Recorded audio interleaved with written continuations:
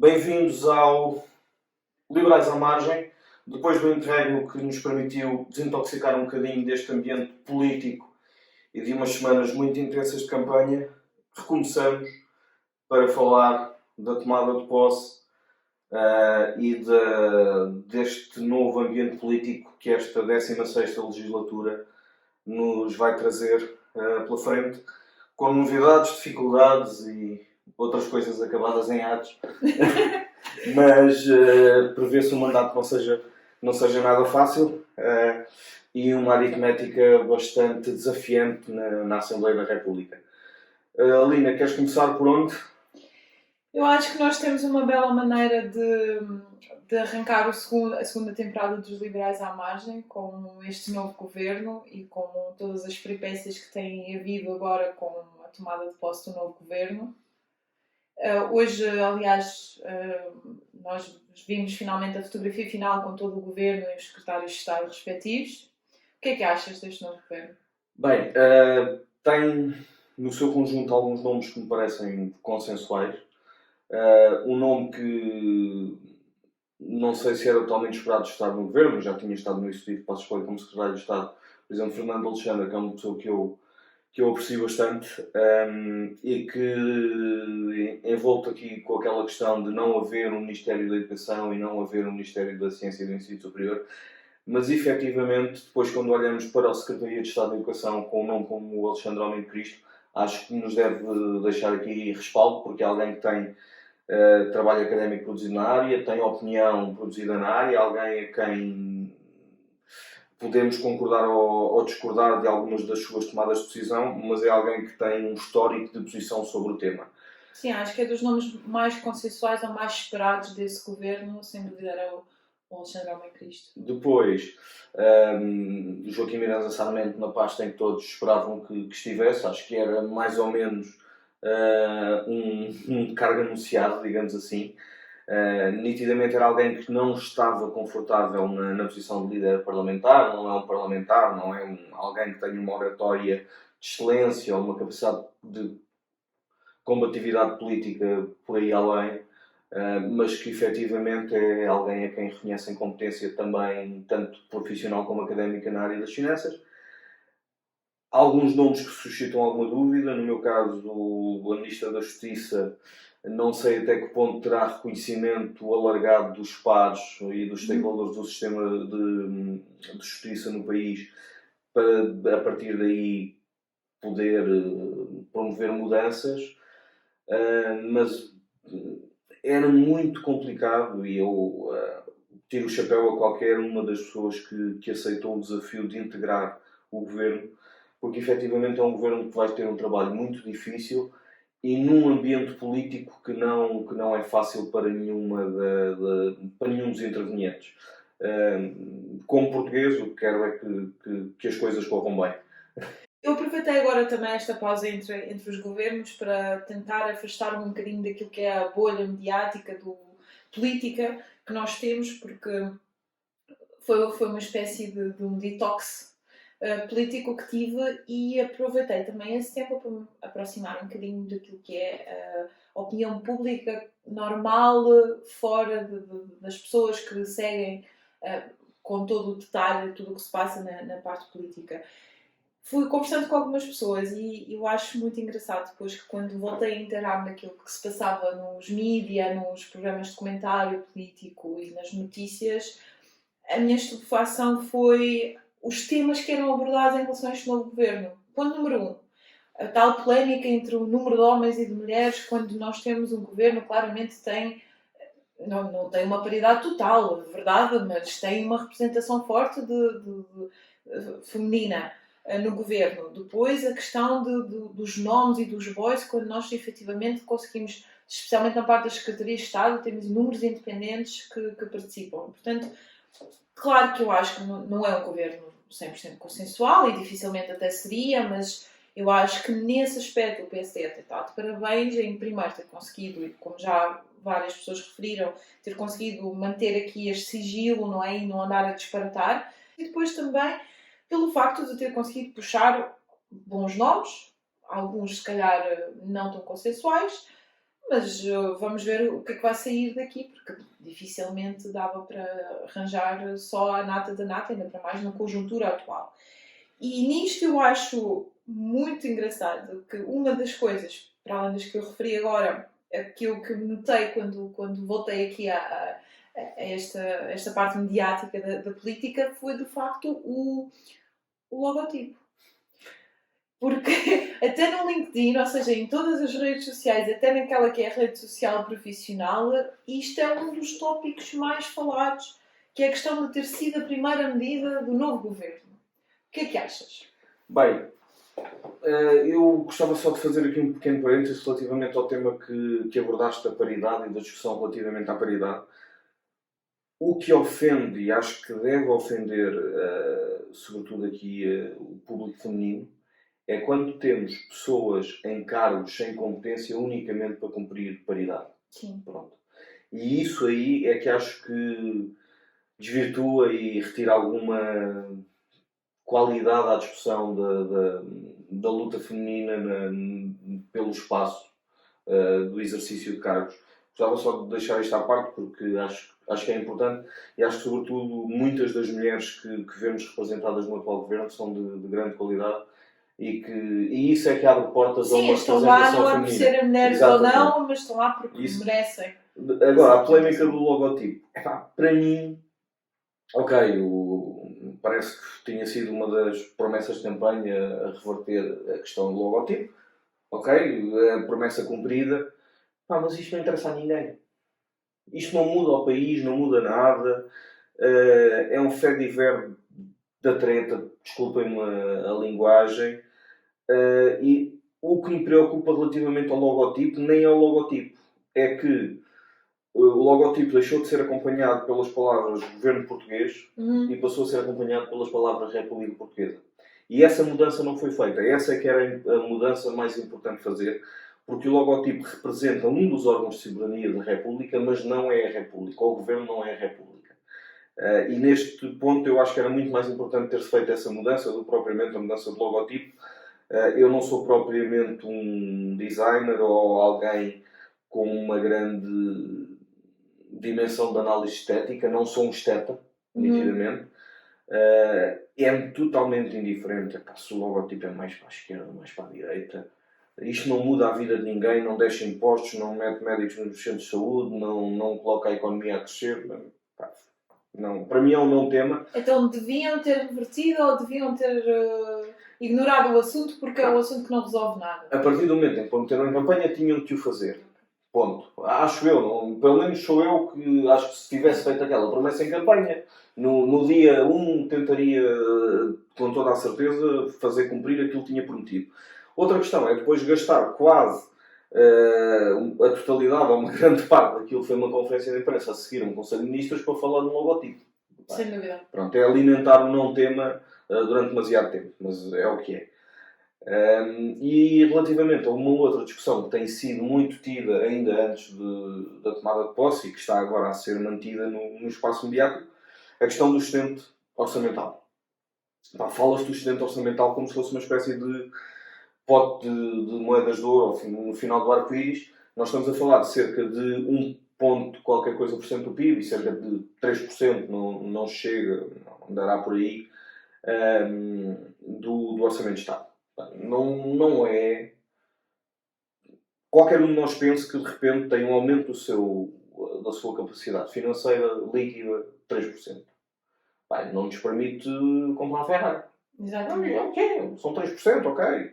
Permite se calhar algum desafogo, mas não, são 3%. Não permite mudar o país a partir destes 3%. E depois isto entronca com outra questão, que é o facto de se dever ou não levar a votação um orçamento retificativo neste momento, sobretudo para acomodar algumas daquelas medidas que são do aumento dos professores, do aumento das forças de segurança, sobretudo essas duas medidas que são mais importantes. Eu não sei se é necessário um orçamento retificativo, porque é necessário um orçamento retificativo se vier a provar que a despesa excede aquela que está orçamentada. Mas provavelmente, e conhecendo aquilo que são os orçamentos do PS e a sua execução orçamental, provavelmente é possível fazê-lo sem um orçamento retificativo, porque provavelmente nós devemos estar com execuções orçamentais na ordem dos 60%, por isso provavelmente é possível acomodar essa despesa até ao final do ano sem fazer um retificativo. E dessa forma, não fazendo o retificativo e levando estas mudanças para aprovar no orçamento para 2025, pode ser uma forma de forçar algum consenso para que se veja o orçamento de 2025 aprovado. É assim, em relação aqui à parte do excedente e orçamento retificativo ou não, eu acho que, em primeiro lugar, toda a retórica à volta deste excedente, como se fosse uma enorme conquista, verdade, as contas certas são boas, eu sou apologista disso, mas se nós, de facto, olharmos para a razão desse excedente e o que é que aconteceu, acima de tudo, também houve uma subexecução do orçamento. Nós estamos a falar da ordem de 40% a 50% da execução daquilo que era o orçamento previsto. Ou seja, esse excedente, na verdade, e é das poucas vezes que eu sou capaz de concordar com a Catarina Martins, é subinvestimento em todas as áreas onde o governo se comprometeu a investir. Portanto, fazer disso uma publicidade ao excelente estado das contas do país é claramente falacioso. Encarar isso como uma carteira cheia de dinheiro pronta para ser gasto em tudo o que é possível e impossível é uma ótica errada. E aqui vemos também o PS a tentar jogar o seu jogo. Curiosamente, o mesmo PS também diz que ele estaria disposto a aprovar as medidas e o orçamento retificativo, mas depois, se for no orçamento de Estado do próximo ano, se calhar já não. E, portanto, eu acho que muitas das vezes a própria política e o xadrez político sobrepõe-se àquilo que é realmente a preocupação com as necessidades básicas e a gestão dos timings e do dito e não dito e do que é que se diz e como é que se entala o outro, muitas vezes sobrepõe-se àquilo que efetivamente é necessário e urge resolver. Não, e tu querias abordar o tema da oposição do Partido Socialista e entrou nitidamente aqui, que é a análise da oposição ou da possível forma de fazer a oposição, parece-me a mim que está mais ligada a uma análise do que poderá ser o tempo ideal para precipitar a queda do governo ou uma ida a eleições do que propriamente aquelas mudanças e transformações que o país precisa para melhorar. Ou seja, é uma oposição que é muito menos programática ou ideológica e muito mais tática. E é esse taticismo e esse excesso de análise e contra-análise política que tem feito com que as pessoas se desliguem e se revejam menos nos atores políticos. Provavelmente caberia ao PS também repensar um bocadinho quais são os interesses do país ou não.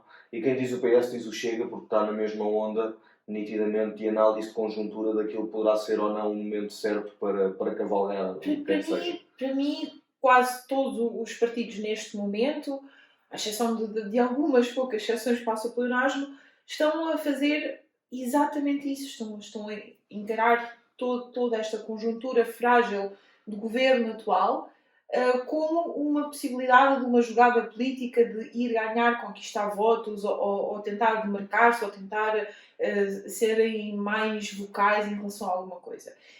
E isso, para mim, é do pior legado do António Costa que nós temos.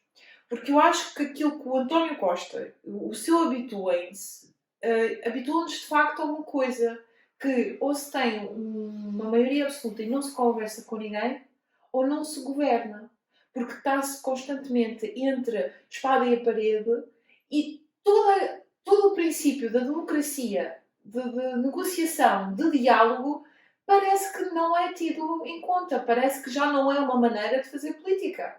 O PS que à cabeça diz que nós não temos nada que apoiar o programa da AD porque nós não nos revemos nele, legítimo, mas também não significa que tem que ser um entrave, e como foi também entrave para a presidência da Assembleia da República, porque nós somos de outra cor política. Existe aqui um termo médio, não é? Aqui uma espécie de uma linha que sempre existiu ao longo dos anos da democracia. O que é que aconteceu? Neste momento parece que ou se tem uma maioria absoluta e não se conversa com ninguém. Na altura o António Costa jurava que ia conversar e ia haver diálogo, não houve. Ou então é impossível governar porque os outros vão estar sempre a bloquear. Eu acho que o tema da eleição da presidência da Assembleia da República é sintomático daquilo que é a visão e a construção do ambiente político nos últimos anos. A entrada em jogo de um terceiro elemento que joga com umas regras diferentes de toda a gente. E quando tu não sabes quais são as regras do jogo, tu vais perder sempre. Porque chegas ao meio do jogo, estás a ganhar 3-0 e alguém que diz que afinal não contava não os gols na outra baliza e aquilo fica tudo meio embrulhado. E é um pouco isto. E o PSD, provavelmente com alguma ingenuidade, falou com as 3 bancadas parlamentares dos outros 3 maiores partidos, dizendo: nós estaremos disponíveis para aprovar os vossos serviços e desejamos indicar Aguiar Branco. O Chega quis alimentar isso como se fosse um acordo para dizer que o não é não foi quebrado. O PS quis aproveitar isso para dizer que o PSD tinha quebrado o não é não e quis fazer aquele farrobadó também na Assembleia da República para encostar o PSD ao Chega. E no final o Chega consegue encostar o PS ao PSD dizendo que aquilo é um centrão. E neste momento o Chega consegue estar aqui como pivô, que é ou o PSD tem que falar com eles e o não é não foi quebrado, e nem sei se isto inclui dizer bom dia na cafetaria da Assembleia. Parece que sim. E por outro lado, cada vez que o PSD tiver que falar com o PS, virá um André Ventura ou outro daqueles 50 deputados dizer o poder do centrão para distribuir os tachos. Exatamente. Há tachos para toda a gente, só o Pacheco Moreno, parece que aquilo não foi um tacho para ele, só os outros vice-presidentes é que são os tachos.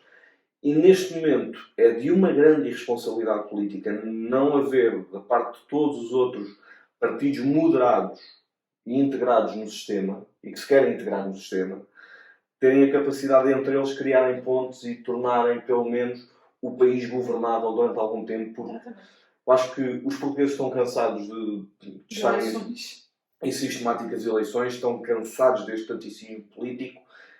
E há um desgaste enorme na imagem das instituições. E quando temos pessoas que não conseguem sequer discernir o que é a defesa das instituições, da luta ideológica, e quando falamos da eleição do Presidente da Assembleia da República estamos a falar de funcionamento institucional puro. Exato. Não sei como é que é possível tentar construir pontos. Vai ser, com toda a certeza, um mandato muito complicado para toda a gente na Assembleia da República. Exatamente, e entristece-me profundamente saber que nós estamos no ano em que vamos celebrar os 50 anos do 25 de Abril, os 50 anos de liberdade. Todos os partidos políticos se dizem ferrenhos defensores daquilo que é a democracia e a liberdade. E, na verdade, aquilo que eu vejo, os intervenientes políticos que nós temos neste momento, não todos, claro, mas muitos deles, especialmente aqueles que têm maior expressão e maior peso político, em termos de votos dos portugueses, estão a jogar num jogo muito próprio. Parece que Portugal nunca teve governos minoritários. Parece que no mundo, na Europa, não houve governos minoritários. E neste momento o governo ainda nem tinha tomado posse e já se estava a falar de deitar o governo abaixo. Tens uma moção de rejeição do PCP anunciada antes de haver programa de governo. Tens o PS a dizer que rejeita um orçamento que ainda nem foi apresentado, ninguém sabe o que é que será. Tens o Chega a dizer que só admite votar no orçamento se fizer parte de uma solução governativa. Não sei se o facto de teres uma Secretaria de Estado transforma um orçamento mau em bom. Exatamente. Para mim, não. Não querem taxas, mas têm que estar lá para participar e de repente aceitam tudo. Estamos num ambiente, parece que é uma silly season interminável. Sim. E que é cansativo para as pessoas. Para mim, isto é o legado do habituense do Costa. Isto foi algo que nós começamos a ver a partir de 2015, onde o diálogo foi substituído por uma ideologia cega. E com isso quero apresentar o meu Isto é uma Vergonha desta semana. Eu já tinha saudades do Isto é uma Vergonha. Uma palavra, vergonha! Que é todo o comportamento depois dos partidos à esquerda, especialmente os mais pequeninos, não é? Em relação ao governo que ainda não tinha tomado posse. Nós vimos vários comentários de então, e o IRS já baixou, a Mariana Mortágua com o tic-tac e que o problema da habitação não ficou resolvido. Nós estamos a falar de, muitas vezes, de pessoas que fizeram parte do governo. Estamos a falar de pessoas que tiveram 8 anos para resolver problemas. E realmente o tic-tac da Mariana Mortágua, que é relativamente ao contínuo aumento dos custos de habitação, agradeço à Mariana Mortágua, à Marina Gonçalves, também, que ideologicamente está muito próximo da Mariana, e que com um decreto-lei de mais habitação conseguiu criar um caldo de cultura fantástico para uma subida repentina dos preços, sobretudo no arrendamento. A aprovação do mais habitação teve... Ou seja, nem foi a aprovação do mais habitação, foi o anúncio, da futura aprovação do mais habitação. Teve um impacto imediato na subida das rendas, porque toda a gente se quis defender, a priori, de um bloqueio a subidas futuras. Exatamente. E depois, fora do tópico que também já trouxemos aqui várias vezes, do próprio governo ser concorrência para as famílias que estão a tentar comprar ao exercer direitos de preferência, e esse canibalismo do mercado, em vez de efetivamente apostar em aumentar o número de habitações disponíveis para as pessoas. Isto não se vai mudar em 2 dias. Se em 4 anos houver sinais positivos de aumento de construção de fogos novos, já é um belíssimo sinal. Exatamente. Agora, a questão é, vocês tentaram com um tipo de políticas contrário e hostil ao mercado. Nitidamente, já se viu que resultou. Not. Agora, vamos tentar pelo outro lado. E vamos ver se resulta. Sim. Pronto. Isto é uma vergonha. Acaba por vir a falar do que estávamos aqui a falar, deste PS e desta confusão toda, que é o facto de Pedro Nuno Santos não ter comparecido à cerimónia de tomada de posse do governo. Podia ter acontecido qualquer coisa, podia ter um compromisso pessoal inadiável, familiar, e isso aí tudo bem. Mas depois, quando lhe questionam o porquê, todas as respostas são péssimas. Só faltou dizer não fui porque não quis, pronto. Sim. E eu percebo que o Pedro Nuno Santos esteja chateado por não ter sido eleito primeiro-ministro. Nem tenho a certeza se estará. Sim, com este ambiente, mas pronto, mas que tenha de alguma forma ali algum ressentimento relativamente ao momento da tomada de posse. Só que o Pedro Nuno Santos, quando vai a uma cerimónia de tomada de posse, não se vai representar a ele. Vai representar o Partido Socialista. Claro. E é para isso que lá vai o... Eu acho que ele ainda não entendeu isso. Eu acho que ele ainda não entendeu que ele é... Ao que me parece, Pedro Nuno Santos sente-se quase só um representante do António Costa aí no meio. Que não é ele que agora que é secretário-geral do Partido Socialista, ele está ali nomeado por algum tempo ou está a substituir alguém. Esta questão desta atitude do Pedro Nuno Santos entronca em algo que nós já discutimos os dois algumas vezes, que é uma perda de elevação no exercício de cargos públicos e políticos. E isto, nitidamente, é a falta de sentido institucional dos atores políticos. E não é assim que lá vamos, não é assim que construímos pontos, não é assim que se vai melhorar o país. E vamos entrar aqui no não funciona, Pedro. Sim, deixa-me só aqui um pequeno apontamento e um jeito de resumo, que é o Partido Socialista, que se fez representar pela Alexandra Leitão, Pedro Nuno Santos, secretário-geral do Partido Socialista, do maior oposição, ou que ele quer se identificar como maior opositor ao governo, não se fazer representar na tomada de posse. É o Partido Comunista Português que, à cabeça, já prometeu uma moção de rejeição ainda antes de saber seja o que for.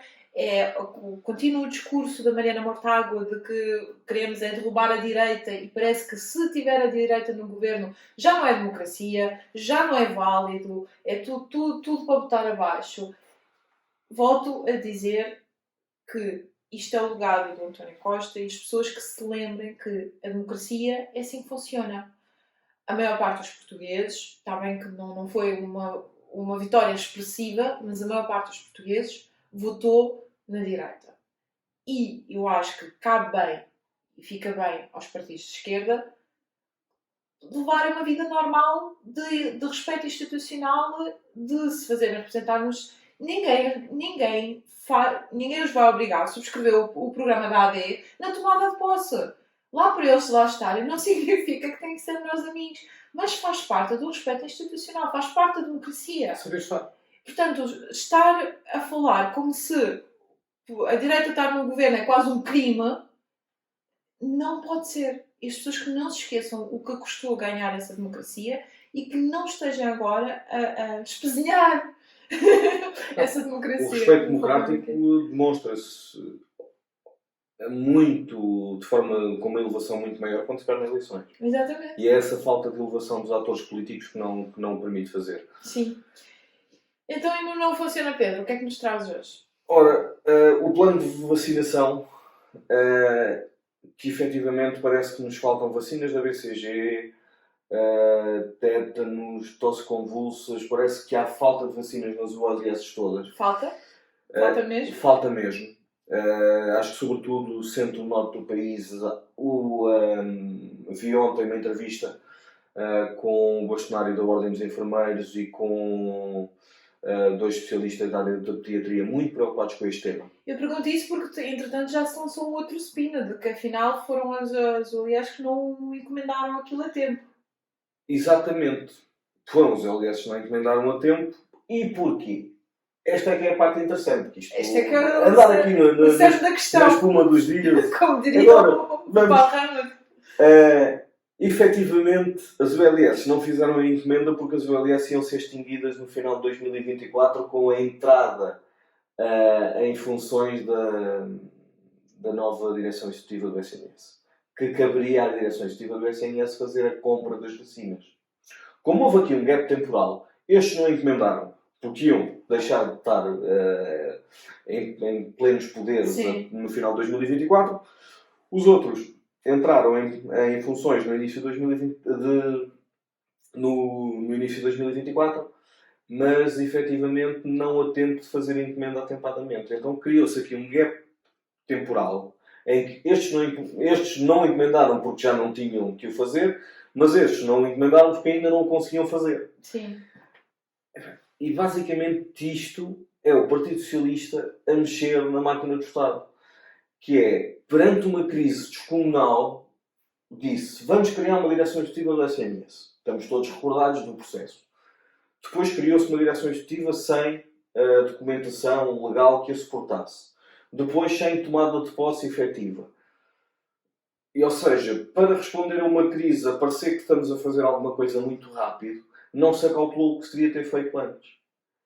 E agora estamos aqui sem vacinas, esperando que não haja nenhum surto de tétano numa zona qualquer deste país. Basicamente. Olha, eu no meu Isto Não Funciona Pedro desta semana quero aqui trazer a notícia que saiu ontem, se não estou em erro, que diz o seguinte, o cabeçalho diz o seguinte: famílias ricas que pagam IRS duplicam numa década e imposto pago triplica.